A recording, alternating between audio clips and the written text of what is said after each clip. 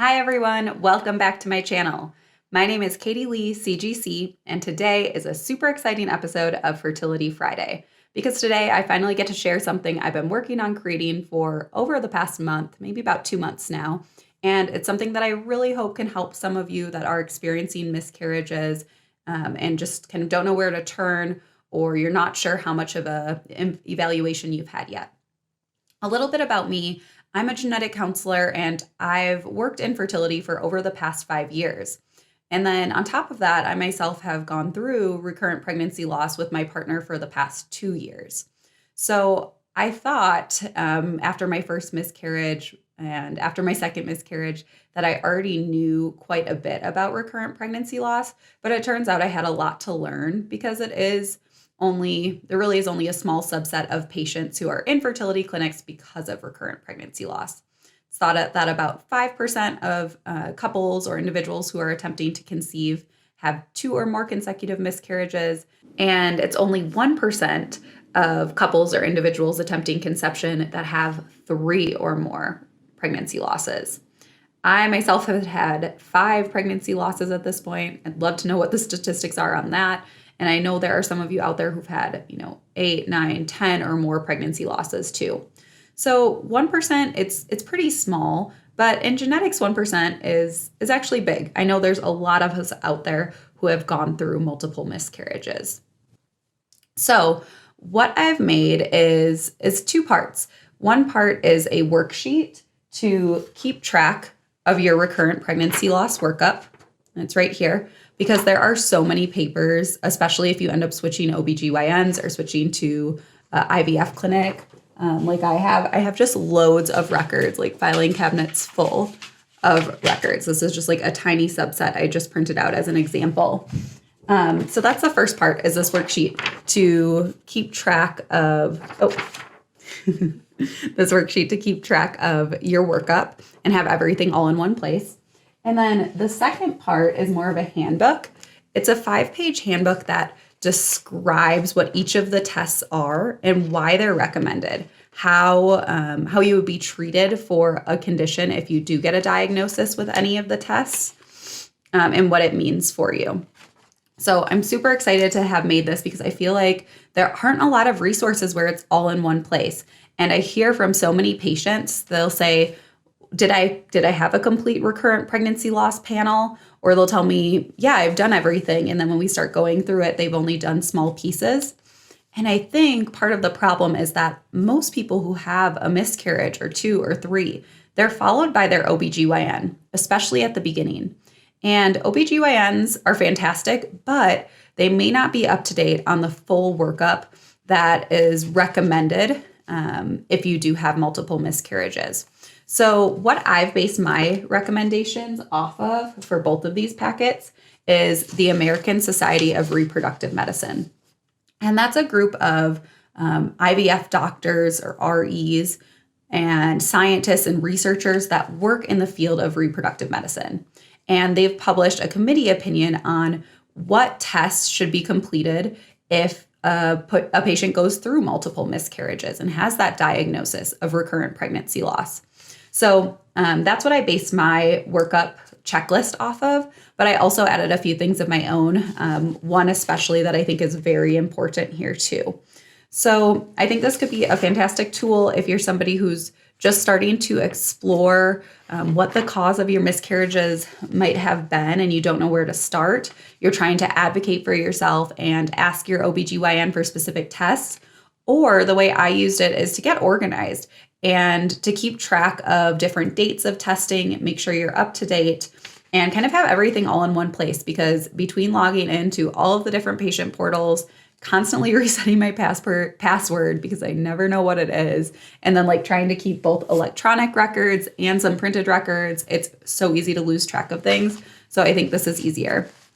I'm going to show you a little bit of like how I would envision using the checklist. And I think both of these go really well together. So you can kind of use the handbook, to learn a little bit more of each of the workup items and what they mean and how they're used. And then as you get those workup items completed and your results start coming back, you can keep track of this here. And then another idea I had is, as you're filling in information, you could shade in the boxes of any of the specific tests that came back abnormal or elevated. So I think I'm gonna do a few longer videos in the future where I go through each of the individual categories of workups or diagnoses that are recommended by ASRM.